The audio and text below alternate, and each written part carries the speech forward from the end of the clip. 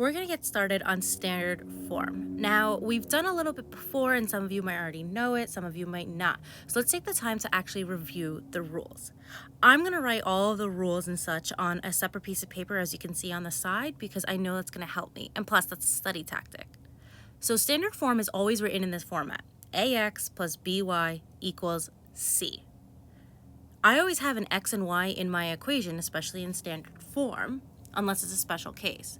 But I also know that there are rules to remember. There's A, B, and C are integers, A, B, and C are relatively prime, and A is greater than or equal to 0.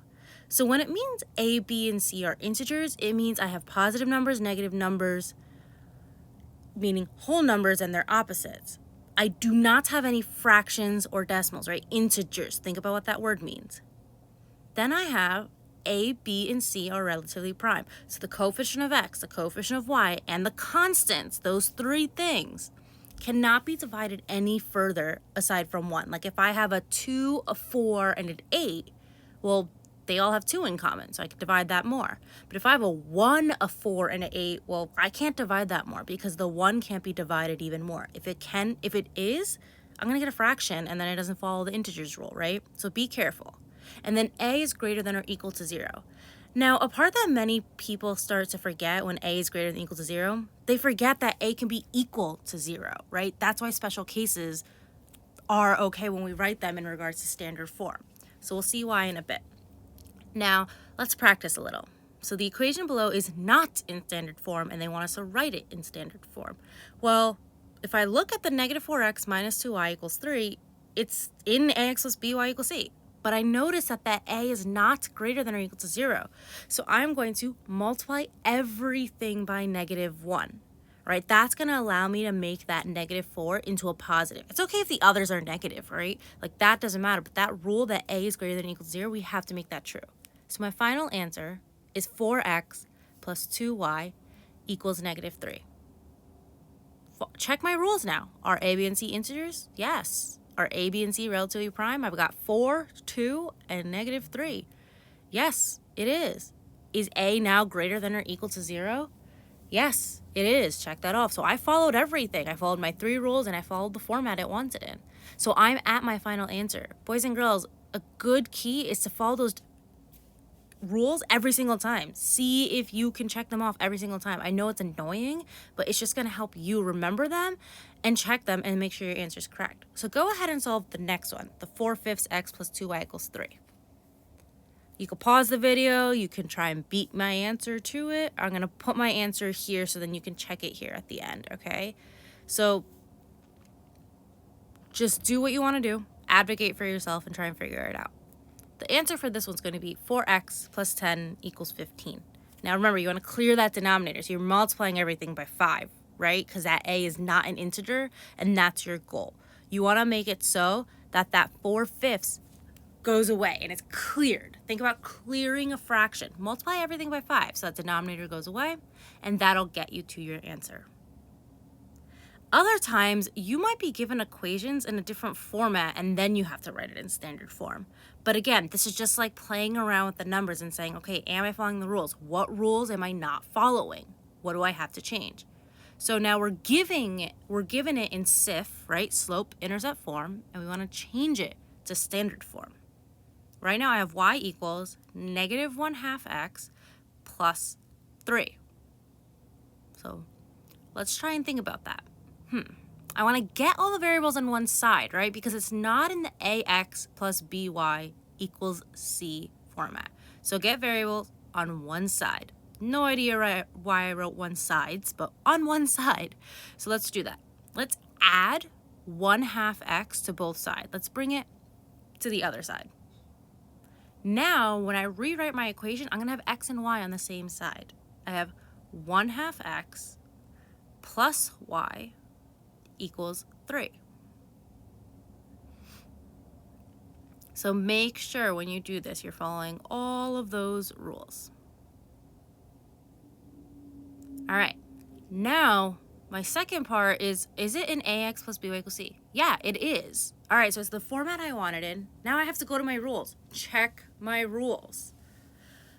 Are a, b, and c integers? No, they're not. Which one's not an integer? Take a look at that. That 1/2. Yeah, we got to clear it. So multiply everything by 2. We get x plus 2y equals 6. Because I have to make sure I distribute to everything. I'm drawing my arrows every time because I want you to see distribute to everything. And again, I'm taking notes on the side. So do what you need to. You can copy the notes.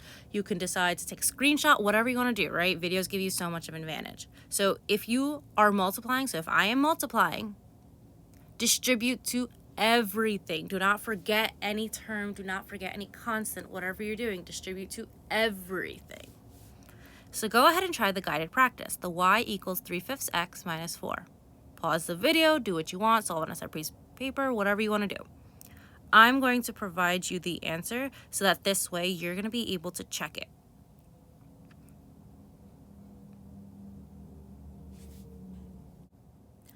So some of you might put that 1 in front of the x. You don't need to. It's totally up to you of how you want to write that first term. All right, taking a look at that second one, you should get 3x minus, ooh, that's a weird 5. 3x minus 5y is equal to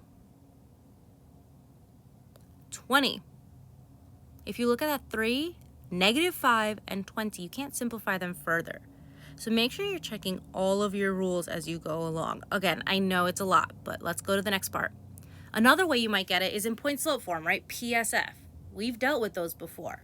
That's the y minus y1 equals m times x minus x1 formula. Well, we want to get it so that it's in standard form. And guess what? The first step, again, we're going to repeat it just like before. Get the variables on one side. But before we do that, we need to simplify this, right? Let's distribute that 1/2. We get y minus 3 equals 1/2 x plus 3. Now we can focus on getting the variables on from both sides to one side. So let's subtract 1/2 x. We get -1/2 x minus 3 equals 3.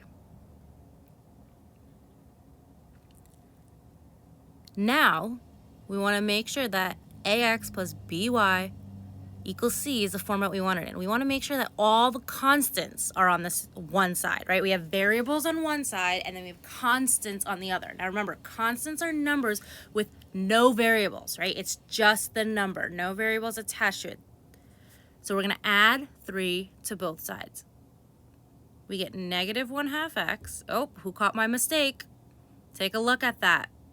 I didn't bring my y down, and that would have provided me the wrong answer. So be careful. So bring that y down, right? That green step should have been -1/2 x plus y minus 3 equals 3. Now I'm adding in red on both sides. I'm adding 3. So I get -1/2 x plus y equals 6. Now, is this in ax plus by equals c format? Yes, this is in the format that I want it in. So now I want to take this even further so that I can make sure that all of the rules are followed. Take a look at that. Analyze what rules aren't followed. Check them off. You'll notice that a is not an integer. So we're going to have to multiply everything by 2. When we multiply everything by 2, we get rid of that fraction. But if you notice, some of you are like, well, a is also not greater than or equal to 0 because it's a negative. Can't I multiply it by -2 and do 2 steps in one? Yeah, absolutely. You absolutely can. Later on, I'll do an example where I don't do this in 2 steps, or don't do this in 1 step, and I'll do it in 2 so you can understand it better. When I multiply everything by 2, my a is greater than or equal to 0 now, and my a is also an integer. I get 1x minus 2y equals -12. So go ahead and pause the video, solve the next one, do what you have to do. I'm going to provide you the answer. Your answer for this one should be 5x plus 1. Whoops. Sorry about that. It should be 5x plus y equals 4. All right. You could have written 1y, you could have written y. Now, I'm going to rewrite these steps right onto my page. I don't have them on the side, but we're going to make them even neater. So step 1 for these types of problems, when you start in a different format and want to go to standard form. For standard form, you want to get x and y on the same side. Step 2, get all constants on the other side. So that other side where there are no variables, when I'm talking about sides, that equal sign in the middle kind of stands as a wall. Then I want to make sure all rules are followed. If I don't follow those rules, then it's obviously not going to be properly in standard form. So be careful when you're solving these, all right? We're going to take a look at the next, whoops. I know, I try to scroll on this and instead I'm on the marker. So let's look at the next page. Now you're given the slope and you're given the y-intercept. And you have to figure out, well, how am I going to put that in standard form? Well, if you're given the slope, you're given the y-intercept, then you can put it in slope-intercept format. Right? You could put it in SIF. Remember those two questions? What do I have? What can I do with it? Right? What format can I put it in? So this one specifically, you can put it in slope-intercept format because you have the slope and you have the y-intercept. So let's go ahead and write that. We're going to get y equals 5x plus 4. So remember, slope-intercept form is y equals mx plus b. For this one again, you get y equals 5x plus 4. You now want to rewrite this in standard form. So again, is it in the ax plus by equals c format? No. So I want to get the variables all on one side. So I subtract 5x. I get negative 5x plus y equals 4. Am I following all my rules? Are a, b, and c integers? Yes. Are a, b, and c relatively prime? Yes, I have a negative 5, a 1, and a 4. That can't be divided further. Is a greater than or equal to 0? No. So let me multiply everything by negative 1. I get 5x minus y equals negative 4. Remember, distribute that negative 1 to everything. Go ahead and try the second one. I'm going to provide you the answer. Your answer should be 2x minus 5y equals 15. Now, another way you might be given information to put it in standard form is when you have a graph. So from a graph, you need to dissect information, right? Analyze it and figure out what information do you have. Well, on a graph, when you want to get the equation of a line, you can usually figure out the slope. Now, you can calculate the slope, you can count the slope. It's totally up to you with how you want to do that. So identify the slope, figure out what the slope is, then go from there. So I'm going to count it. I went rise 1, up 1, positive 1, run 4, positive 4. So 1 over 4 because it's rise over run. Now the other part is telling us, well, you can identify the y-intercept or another point, right? So the point I just circled is 4, 2. The second point I just identified is 0, 2. Well, guess what? We have that y-intercept in one of the points, so my b equals 2. Now, some of you could have been like, can I put this in point slope form? Yeah, you could have done it in point slope form with the 4, 2, of course. But think about what you have and how you can write it. It might make it easier for you to start from there rather than recreating other equations. When I recreate my SIF, I get y equals 1/4 x plus 2. Now I'm going to take that. Again, I know I'm repeating the steps over and over and over again, but they're only going to help you. Get the variables on one side. Subtract 1/4 x. I get negative 1/4 x plus y equals 2. Are a, b, and c integers? No. So that's my first step. I'm going to have to make sure that I multiply everything by 4. Now, no, I'm not going to do this in one step, so I get rid of the negative sign in front of the 1/4 as well. I'm going to take this in 2 steps because if you didn't follow along before, maybe this will help you understand why we did this in one step before. So we're going to multiply everything by 4. When we multiply everything by 4, we're going to distribute it all out. We're going to distribute the 4 to the negative 1/4, to the 4 to the y, 4 to the 2. So I get negative 1x plus 4y equals 8. Now I see that a, b, and c are integers.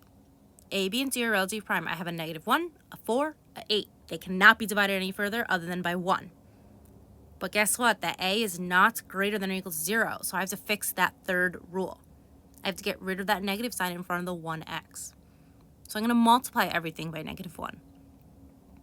I'm going to get x minus 4y equals negative 8. Now, if you noticed, if we multiply by negative 4 originally, we wouldn't have to do this yellow step, right? We wouldn't have to take a second step. But if you need to do it separately, go ahead. Do it separately. That's okay. All right? Go ahead and try the next one. I'm going to provide you the answer for it. Pause this video, do what you have to in order to calculate it. All right? And oh no, boys and girls, look, I made a mistake. Did anyone catch it? That y-intercept shouldn't be 0,2. Read the graph correctly. I read it incorrectly. It should actually be 0,1, which affects my entire equation. That means this y-intercept is 1, this one is 1, this is 1, this is 1. Now when I distribute the 4, this is now 4, and then 4 times -1 is -4. Please correct that on your papers. If you caught that and were yelling at the screen at me, good for you. Because you caught it earlier than I did, but at least we fix it now so that we can get on and, you know, be careful with these small details because I'm a human. I know. Oh no, she made a mistake. We're not robots, we're not made of wires, all right? So be careful when you're solving these. These small details make a difference. Now your answer for the next one should be x plus 4y equals 12. So, just to recap a little bit, make sure you copy down those steps that we went over before, all right? All right, have fun.